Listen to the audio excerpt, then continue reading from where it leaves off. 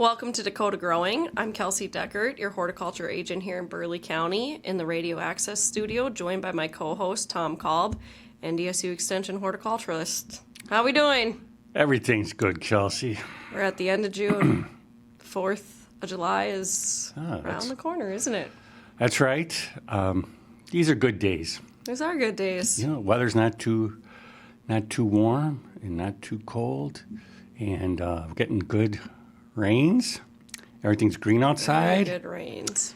It's kind of cool a little bit now, but it's kind of I was just thinking my Irish jeans are happy. It's kind of misty outside and cool, and just the way I like it. So Reminds you of the motherland, huh? that's right. Where's the Guinness? No, just kidding. That's right. But yeah, I think these are great days. So, you got anything great to tell us today about gardening? We're going to start a little negative What? today. Yeah. We better talk about last week. And it is Friday, and I hear maybe some weather on the horizon tonight. Oh, storms Storms. again? How was it last week? So I wasn't here. I was out in Montana. Yeah, I know. Do you have blown things of course. over? It was Yeah. really windy. I remember there were some newly planted trees. I was going on 43rd, and man, they're like at a 45-degree angle. They're just like, those are like, Yeah. but they didn't pull out. But man, there's some pretty vicious winds. But Thankfully, no local tornadoes.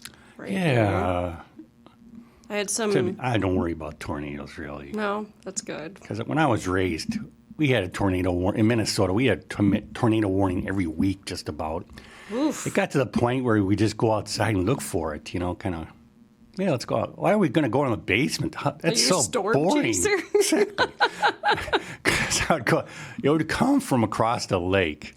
So I said, let's go look for it. I mean, Sure. I'm not like in a car or anything. Let's go out in the backyard or it. out in the porch and I still do that whenever there's bad weather. I like to go out in the porch and kind of Check it out, sense huh? it a little bit or man, I remember when I was in Taiwan, we had monsoons. Man, just like literally buckets of water falling down on your head. So I just go outside and like, wow, this is like the ultimate shower. Man, it's so cool. As long as I know I'm going to survive it. Yeah. I love extreme weather. Do you? I love That's a it. fun Nature fact. is powerful. Yeah. it Mother is. Nature.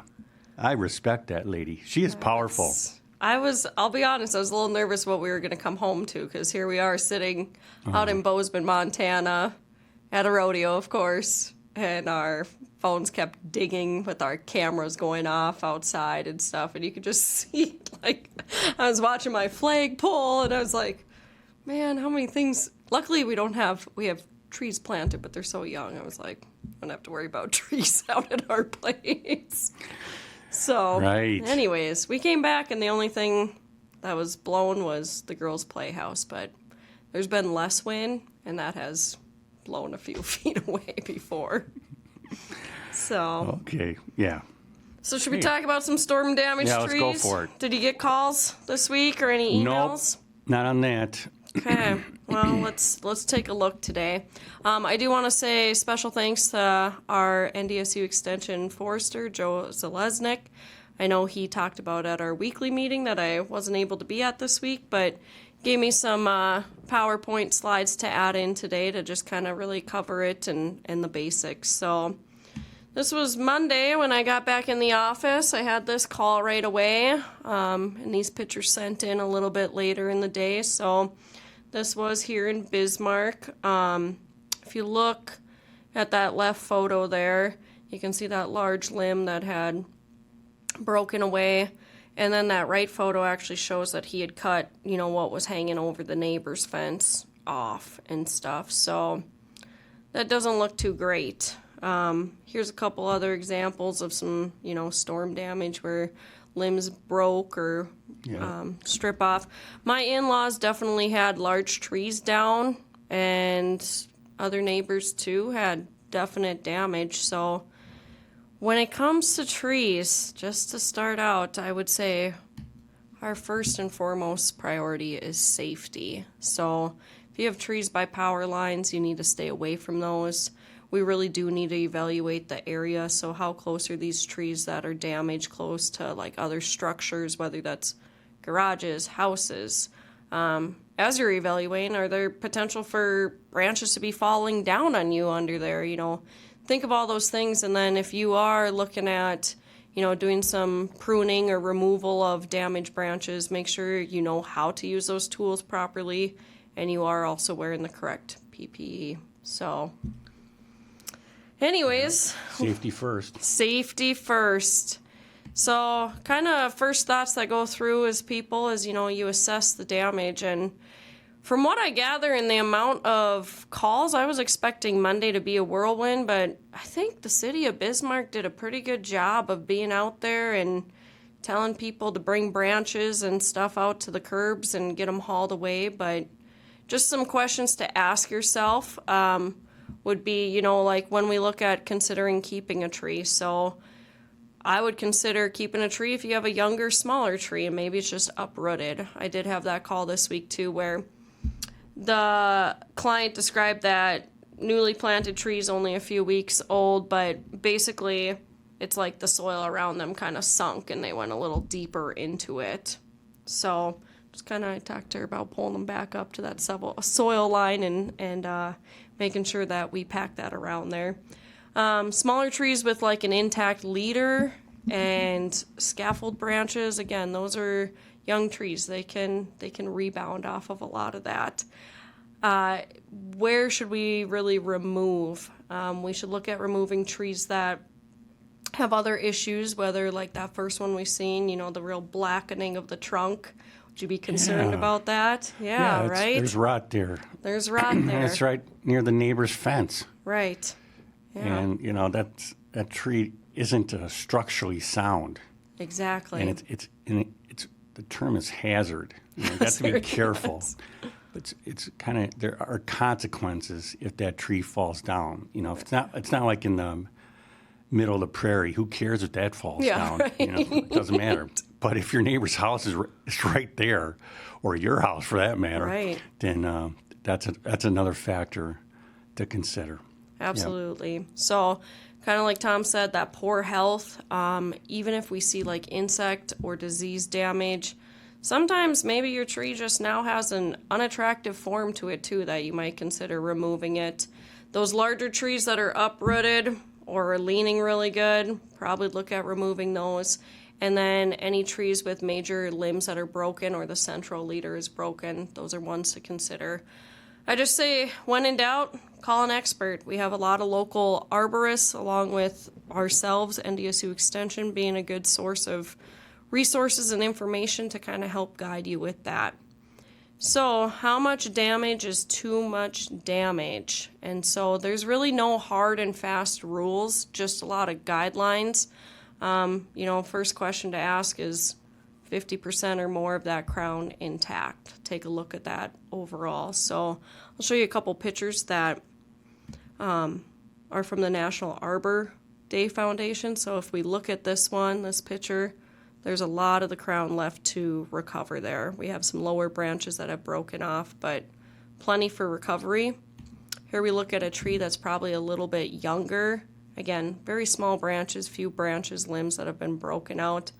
Lots to recover. Now, if we look at this photo, this one is going to show you where that central leader has been broken. We got some major limbs. We have very little of the crown left over to look at. So this is definitely a remove situation. This next one, too, got a larger tree leaning over, and that leader has snapped off with a majority of that canopy.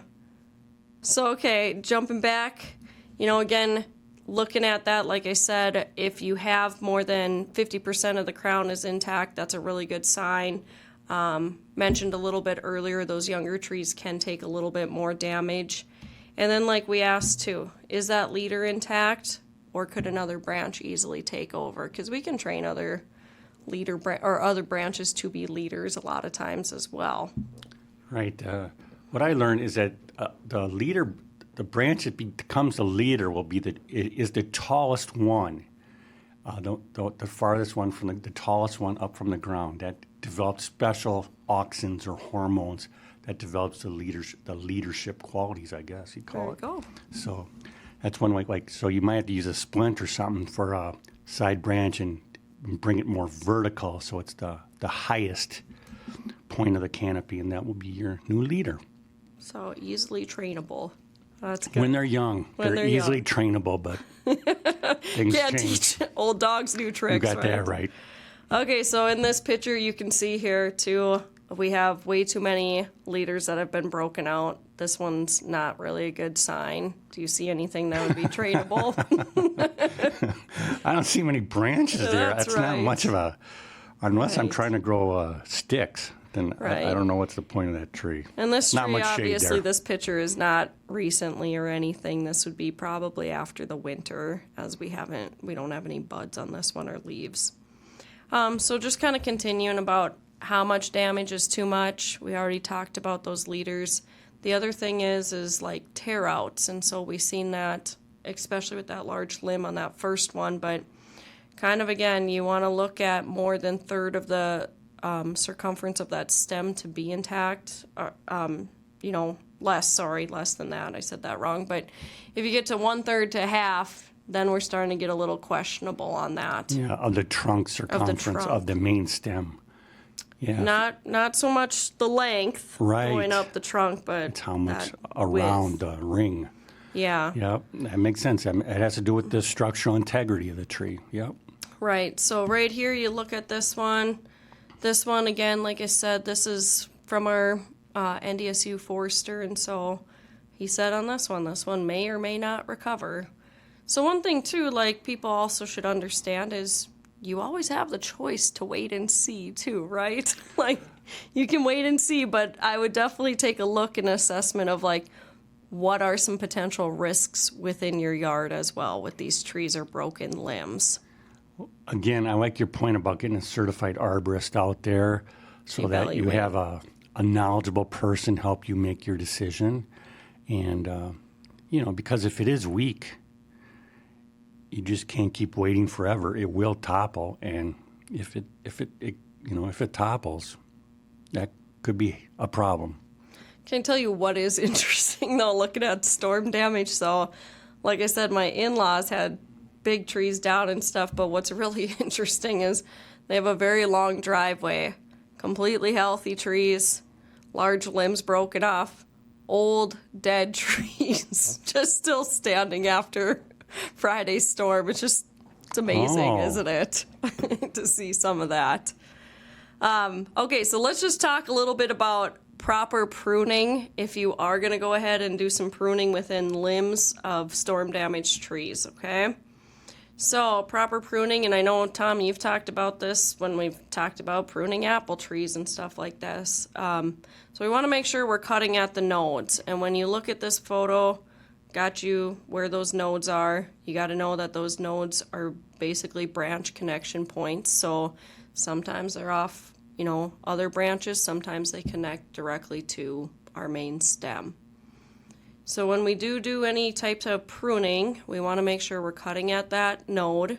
I have a picture coming up here to just show you a diagram, but our removal cuts should be at the branch collar. If you're doing any type of reduction cuts, the remaining branch at least 1/3 of diameter of the cut stem.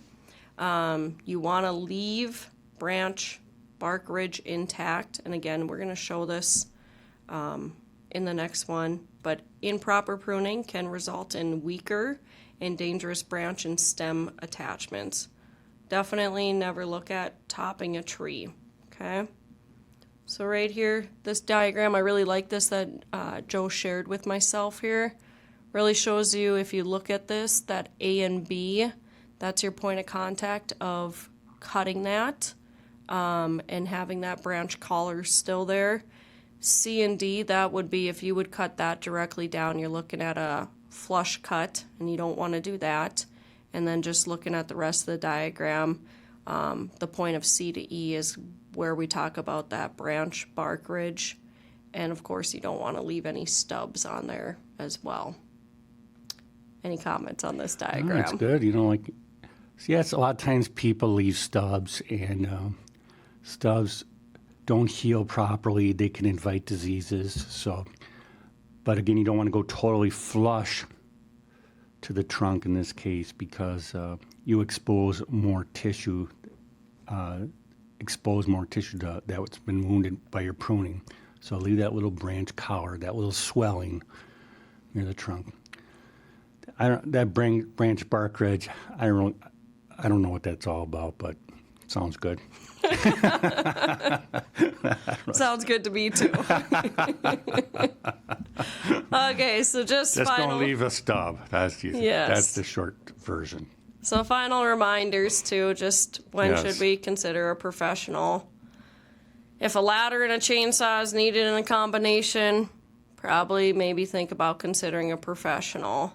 If you need a crane or larger equipment to remove branches or even trees, if you have that potential for property damage as you are removing limbs, if you have bent or twisted branches that could possibly crack under pressure, and of course, if the tree is of great financial value or sentimental value, I would just say, when in doubt, reach out.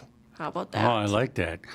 And the city of Bismarck, they have on their website, they have a list of licensed arborists. So yes. got to use one of them. We have a lot in our local area, so there's a lot of professionals that you can reach out to. Okay, I want to switch over a little bit and talk about what I am going to call the showstoppers of June. Do you have anything just outstanding in your yard right now? No. No, it's okay. Me neither. I came home and I'll tell you what, last night I think I spent probably 45 minutes weeding out my flower beds in my garden after being gone for a week. But what I will say is, man, my soil is definitely very saturated and I haven't done any supplemental watering. Like, I've gotten plenty of rain throughout this season so far. You know, I did a house call a few days ago, and it was in a well-to-do neighborhood. And I will say, I drove by a house, and I just saw some red Weigelas. They were just spectacular. Man, I had to stop and, take a picture. I'm sure that guy was kind of thinking I'm a spy or something on his house. Like, who's this strange guy taking a picture of my shrubs? But man, those red Weigelas, they were loaded with bright red color. I've just never really noticed that before.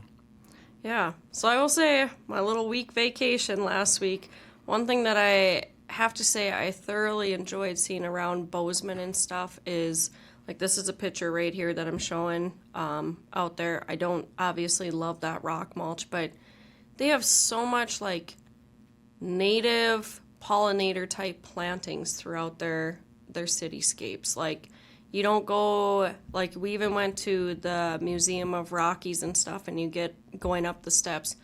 Their raised beds aren't like these perfect little organized, here's petunias with nothing. It's just a lot of native flowers and stuff and perennials that I'm like, this just looks outstanding. Like, whoever is on that city and zoning out there, planning and zoning to do that throughout Bozeman, it looks really nice. So this is So what, are you moving? No, I'm not moving. You know what I'll tell you? This is the other takeaway I had from my vacation. The people who have, like, the desire to be like, oh, I love the mountains, I could live out there, not me. I think I'm probably that true North Dakotan. You like a prairie? Way too More many than a mountain? trees. Way too many There's too many trees? When you get into the thick of the mountains, I'm like, you can't see anything. It's like, I want to look for, this or that. You want to and go can't see the tornado coming 2 miles away. Right. And then I'm just prairie. like, my other thing Wow. is, Well, okay. we ride horses. It's like, I'd be so lost trying to ride out here. You couldn't see anything. I have no desire to live out in the mountains. So I guess I like my prairie. When I think about Bozeman, I think about it's a rich community, right? It's a university community. It's kind of, I bet there's a lot of taxes there, I think. That's why I got that groundskeeper makes good money. Maybe. So, I don't know. Yeah. I'll take Bismarck any day over Bozeman. Same. My kind of people. My kind of people is right. Okay, so let's get back on track Forget and talk Bozeman. about. Yeah. Those yuppies. There you They're go. probably smoking weed right now. They probably were out there. That's right. But we did do a lot of sightseeing. And like I said, I did enjoy the beauty. So one thing I think that is doing well out there and back home here, salvia. I think salvia is just a beautiful, easy, low maintenance, great garden bed performer. They're going to do well in that full sun, well-drained soil. Kind of have a variety of colors, whether it's that bluish, purplish, pink. You can even find it red, white, and yellow. The great thing about these guys, they don't have really any pest or disease issues, and they are a great pollinator plant. So I see this right now in gardens, even like my mom's got this and everything, looking great. I think it is a showstopper of June. The next one, dianthus. There's more than 300 species and hybrids that exist out there. A lot of them are going to come in those shades of like the whites and the pinks, but you can also find yellow and red. And they're also going to have different shapes and markings, especially with their petals and everything. Yeah. It's an excellent choice for a garden border, rock beds, and they are very fragrant. Once you have these, you can divide these every few years. Any at your place? In the past, I had dianthus. There's annual types of dianthus. There is, yeah. And the thing about that flower is I just thought it was so brilliant. The contrasting colors on the petals were spectacular. Just one of a kind. So that was always part of my flower plantings that were almost as good as the ones in Bozeman. There you go. All right, I think our ornamental grasses, like I have to talk about these right now in June too. A lot of different varieties out there. Really? You're not seeing those? What's so good about it? Wow, I think they add a lot of texture, like I said. For sure. You like grass. Look at that stuff. I know. Yeah. They're easy to maintain. They look great all year. Yep, that's true. Can Yep. be a winter interest. You've talked about that. Yep. Almost no pest problems. So Yep. they're great. I think they looked great. Again, Good feature. I've seen these in a lot of the cityscapes out in Bozeman. I know. Again, Yep. But they looked great. Some choices that you could have that maybe you would think about. I think you could talk about little blue stem adding in, Carl Forster, switch glass. Yeah. Even feather reed grass are good choices. So some to consider if you want to go with some of that native perennial type plantings. Yep. All right, this one, I did snap this picture right outside that museum there in Bozeman, Columbine. What do you think? Yep, that's, well, it's a showstopper, definitely, because it's got, some of the Columbine is bluish, which is an uncommon color, so that makes it special. And it's got very distinct flower shape to it. You know, it's not common, like ornamental grass, for example, like Carl Forster. So it's special. You can find wild Columbine, too, that's got more of that red in it. But, yeah, I think it's, like I kind of put in here for those watching this, you know, more of a short-lived perennial, but that wild Columbine can reseed, and it also could spread. It's going to be great for hummingbirds and other pollinators. Few problems. You may see a little bit of insect issues such as aphids or spider mites or even leaf miners on that. And then you get a little bit of variety of color. And yeah, a lot of us strive for some of those blues and violets within our landscape. All right, I'm going to talk my last showstopper before we turn it over to you, but I cannot talk about June without showing a Japanese tree lilac. What's so good about it? What's so good about it? Do you not enjoy just driving down like Divide right now, seeing them on the boulevard? They are outstanding, just beautiful. Smell I think. Terrible. Well, it's the worst smelling lilac I know. Their beauty outranks their stink. As long as you're driving by, you don't smell them. Yep. I agree. I'm just kidding. They're beautiful. They bloom after our common lilacs. Yep. They can tolerate that higher pH. You know, they're noted to be possibly the most trouble-free lilac, and they're resistant to powdery mildew, so that's great. They work good. They're tolerant. They're hardy trees. So Yeah, it's really a tough tree, and it's one of, if not the most popular small tree in North Dakota now. It's right up there with the crabapple. And for the features that you have, it's very easy to grow, and it tolerates urban conditions very well. Yeah. You know, along the streets, and so it's tough, and it has its special time this time of year. right. So it looks nice. Yep, I agree. It's one of my favorite trees. Agreed. I planted a couple a few years ago. They're just babies, so I don't have blooms yet, but they keep growing, and I just keep babying them because someday I just strive for that beauty when they actually happen there. But That's right. So that tells me this is what the great Dale Herman, a tree specialist, taught me. He said, when's the best time to plant a tree? it's always yesterday. 20 Yesterday. years ago, right? So the sooner you plant, the better. Otherwise, you're never going to enjoy the flowers in this case. Yeah. So plant the trees now. Okay, we'll switch it over to you. Are you going to continue on this high, or are we going to dive down? Well, it depends how we want to approach this, you know. But yeah, we're talking about problems. Sorry about that. Because I work for There's Extension. problems. We don't get called about the good stuff, right? We've talked This is about me. that. Nobody ever contacts me. Says, Tom, look at my spinach. It looks so great. They just say, Tom, what's wrong with my tree? It's dying. That's right. So I'm going to talk about some problems, and I'll try to put a positive spin. I'll use my psychiatrist persona here, like Lucy on Peanuts. And so let's talk some good news. Good news. Oh, look at This that. is good news. Oh, like the white area on this map, this drought map, means no drought. So look at that. Central North Dakota looks great. Great. Lots of green out there. However, with this good rains comes problems. And this is the most common problem, I think, of the last week here Agreed. in Bismarck, Mandan. And that's apple or crabapple scab disease, where you see these little blurry olive green spots developing on the leaves, and then the spots spread and the leaves fall down.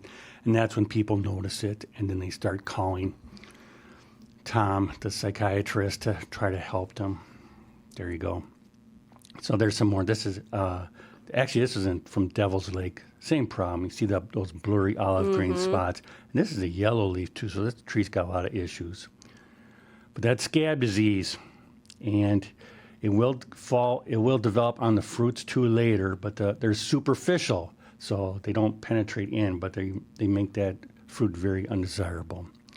So the thing about apple scab, what I try to tell them, to be the positive doctor that I am, it is a premature defoliation, but don't worry about it. The tree's going to be fine. And I try to be positive with the person. You know what? You're such a good person. The tree is so fortunate because you're so caring.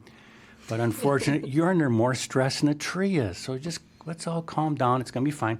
But let's rake those fallen leaves, get that disease out of there so it doesn't infect the tree next year, because that's what happens. Right. And this winter, on a nice day, we're going to prune the trees so we get more air and sunlight in the canopy, because diseases like humidity. So we want more sun and air. And we can use fungicides as a preventative, but there's no fungicide now that will cure the problem. So there's no real reason to spray, because it's not really a severe problem. The tree's not going to die from it. It has to have major defoliation, like lose 25% or more of its leaves for 3 straight years before the tree gets under any type of significant stress. So everything's cool. Let's just rake up the leaves. Everything's going to be fine. Got it? That's positive. I am positive today. There you go. And here's a picture. This came from Bismarck, actually. Yeah. And so you see that scab again going on there. But then when I really look carefully, look at that, and the person didn't really notice about those spots. They said, my tree's so thin this year. Why is that? And so I said, look at that trunk, man. Look at that funky trunk. Man. That is super funky. That's why we contact the apple expert. Yeah, I think what happened, somebody mowed over that tree a long time ago, and it formed like all those suckers coming up. That would make sense. And they're all intertwining among each other. So this tree is not structurally sound. And you see when branches start growing and rubbing against each other, that's an area where wounds occur and diseases enter. And sometimes when you have these multi-trunk trees, that can develop almost like a funnel where the rain goes right into the center portion of the trunk, and that leads to rot. So there's a lot of rot going on inside the tree. And I just know this tree, when I look at it, the trunk, it's going to collapse. It's going to split open. And so the best days of this tree are behind it, that's for sure. Yeah. So here's another interesting tree, since we're talking psychiatrists. This is a schizophrenia tree. On the right side, it's leafy and beautiful, but on the evil left side, it's got problems. Dr. Jekyll, Dr. Hyde. You got that right. There's another close-up. One side's good, the other side's bad. Why is that same tree? Weird. Well, yeah, I'd like to see. See, here, look on the right. They got big leaves and fruits. On the left, everything's shriveled up and tiny. I was going to say, where's our trunk? That's what we got to look at. You were trained well. So, looking at the trunk, one thing to keep in mind is that the way the water and nutrients flow through a tree, it flows through like vertical tubes. So, for example, the roots on the west side of a tree feed the branches with the water on the west side of the tree. Okay, the west roots and the west branches are all connected to each other. And so in this case, this problem was on the southwest side of the tree where the Mr. Hyde was. Not Dr. Jekyll. Dr. Jekyll's the good guy. Mr. Hyde's the bad guy. Is that right? Or is it the other way? Dr. Jekyll, Mr. Hyde was the evil. You're making me question it. There you go. Okay. So if I look at that side of the tree where the damage is, I look at the way that bark is scraped at the base of the tree. So the most precious wood of a tree is just beneath the bark. That's where all the new growth comes from. And in the newer rings beneath the bark where a lot of the water and nutrients flow. So this is significant. This is damage. And this is restricting the flow of water and nutrients within the tree. And then also, if you look on the tree, it looks like on that side, like concave. It's like it's like kind of pinched in on that side. And that suggests there's a wound there. And it could have some rot there. And so this on the southwest side, it probably happened from winter injury, sun scald. And this happens on a lot of fruit trees and maples and lindens, which have thin bark. They get exposed to the warm rays of the winter sun on an afternoon, and then it gets so warm, so hot there that the cells break their dormancy, and then all of a sudden the winter sun goes down, gets freezing, and all those cells that were activated freeze, expand, and burst open, creating those vertical cracks in the southwest. So this guy's got bark damage at the base and winter injury on the southwest side, and that's causing the leaves on the southwest side. They're not getting the water they need from the roots, and so it's just a bad situation. Nothing really can do about this stage. So please, mulch around your trees. Keep the lawnmowers and weed whackers away. Use the old rule of 3-3-3.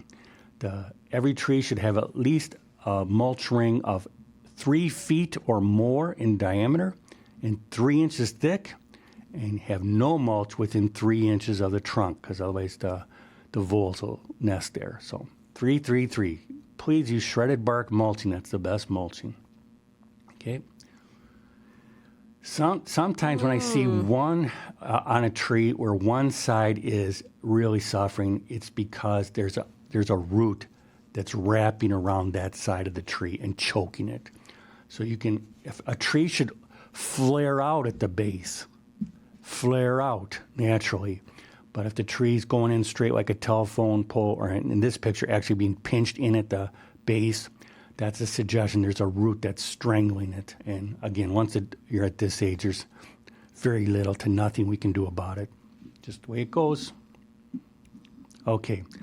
Last thing about apples, I want to let you know that apple maggot flies, they're waking up now for the first time, just like my son is right now. Summertime, it's summer, so he sleeps late, and these apple maggot flies, they sleep all spring. Now they're just waking up, and they're the number one pest in North Dakota, and they create these dimples, and inside they lay eggs that create these trails. So if you want to, now's a good time to put up apple maggot traps, and we put a sticky tanglefoot product on it, and these traps are available online. You put about 5 in a tree, and that way you can see whether or not the flies are active. If the flies are active, then you should consider spraying your tree. Okay. So now's the time. Make sure you get your apple maggot traps up. If this has been a continuous problem for you, now's the time to take action. Okay, another problem that came across my psychiatrist's desk this week was this person had all these little brown spots in their yard with little holes in there. And we think that it was just caused by grackles. Grackles, I've seen huge flocks of grackles this year, and if the lawn's wet and they're poking around looking for grubs and beetles and worms, they can cause a little bit of damage, but don't worry about it. The lawn can easily recover from this. And it's hard to control those grackles, man. Sometimes they just want to be there. Get a dog. Yeah, you know what? That's a good idea. Or speaking of, how about this idea?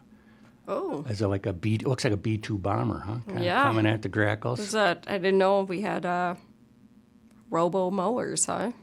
Yeah, actually, this is I got this picture from Benson County this week. The person saw this actually mowing their lawn. So how about that? That's the future. It's happening. Yeah. You know? Looks like it. I thought I saw Elon Musk was saying that every house is going to have a robot before you know it. It's just going to be as common as a car. That's interesting. There you go. What's going to be your first robot? I don't mind if they mow my lawn. I don't mind. No, I'm probably not going to do that. We'll see what happens. There you go. Got this from someone in Garrison last week, and they were in a panic because their beans were being eaten, all these holes in it, and they said, "Please, I gotta go to Bozeman, next week. So I gotta do it right now. Give me a product that will work right now, and it's low risk." And these are caused by bean leaf beetles. They're active right now, and again, just like my kid, just like my school kid. Bean leaf beetles like to sleep all morning, and they show up in the afternoon. So that's when you look for them. About 1 o'clock, you see the bean leaf beetles on the underside, and you see they're kind of yellowish, can be orangish, with the dots on the side, and they eat holes in the leaves. So what do you sit there with? What kind of weapon? Well, you got two approaches. Oh, okay. You can go organic, like spinosad. That's probably the best organic product out there. Or if you just want to take no prisoners, Zeta cypermethrin is 7, the new 7. And 7, I don't know why they spell it that way. It's very confusing. That person was a brilliant scientist but couldn't spell.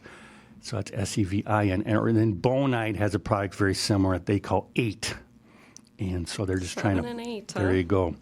But these are pyrethroids. They're synthetic. And so they're a little bit more toxic. But, I would just say all these kind of products they're low risk if you apply them properly. And, they wouldn't be at a garden center if they were high risk. They'd be you'd have to be trained, get a restricted use pesticide license. Those are the ones you really got to worry about. But if you need an immediate kill, a synthetic pyrethroid like 7 will just kill them just like that. Spinosad it's organic. It's a little bit safer. But spinosad takes a couple days to work. So that's less. But maybe you like to torture the bug. Have it like with spinosad, it gets spasms for 2 days. And then it dies. So maybe that's a nice way to torture your bugs. Colorado potato beetle, look out for that. And this is the beetle. A lot of people look at that. That's the beetle. But when it's most damaging is when it's this stage. before It's it's an ugly. adult.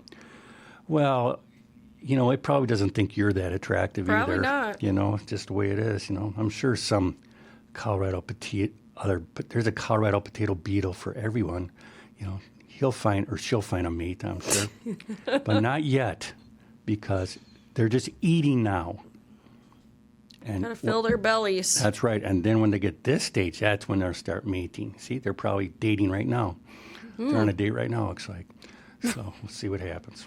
But the one thing I want to say is when they are younger and they're soft, that's when they're most sensitive to insecticide. And just what we said before, spinosad or the new 7 are very effective against Colorado potato beetles.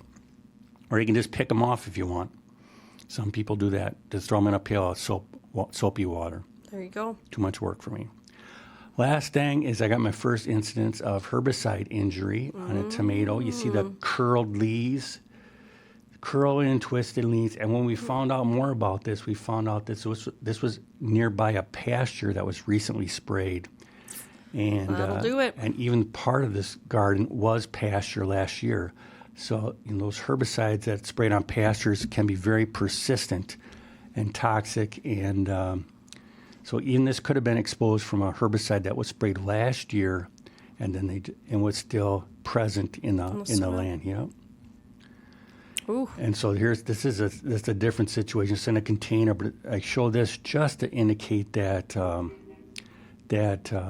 this was a tomato that's got that curving that you see. That's a herbicide injury, and they got this herbicide from the straw of a pasture. So that's how this tomato, it wasn't pesticide drift, it was the straw. So you have to be careful in using straw from pastures or even grass clippings, because they can carry the herbicide with them to the plant. So those are the problems that Dr. Tom has seen. Any slugs out there yet? I've had nobody confirm slug damage. Okay. How about you? No confirmation either. I got some pictures this morning that look like it. I asked them if they've seen any slugs out there. So how can you tell if it's a slug damage? Well, I'm hoping they'll see the insect. You'll is what see I'm the slugs? hoping. Yeah. Because they're really active, and they're more active like at night. Yeah. Sometimes they can leave like a trail behind them a little Yeah. bit, or if it's hostas. I'm just thinking a little bit. Oh, there's zinnias. Zinnias and slugs. Because zinnias generally really like the heat, and slugs like it like shady and moist. Cool, So yeah. it depends.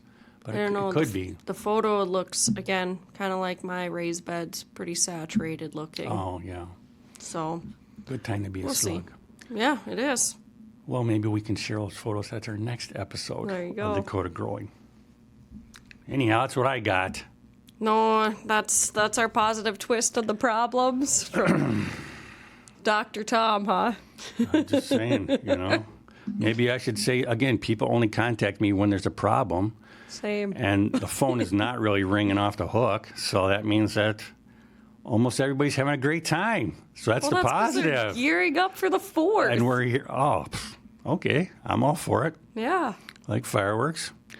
But that's still, hey, come on. That's still a ways away. So, but 1 week. you're already thinking about the 4th of July? Yeah. Good for you. Yeah, you bet. Good for you. Yeah. That's my planner inside me, Yeah, that's right. You're right. We're so different. I'm thinking about what I'm going to do this afternoon, and you're thinking about what you're going to do in 2 weeks from now. So That's right. You're way ahead of me as usual. Okay, There you well, I think we got a lot of information out Yep. there for our audience today. And as always, we just say thank you for joining us on today's episode, and we hope that you continue to listen and know that we are available on all major podcasting platforms out there as well. So maybe you want to work in the garden and get a little bit educated while you're in there. As always, we just say thank you, and we hope to see you on our next episodes. Dakota Growing is a gardening show brought to you by Dakota Media Access and NDSU Extension.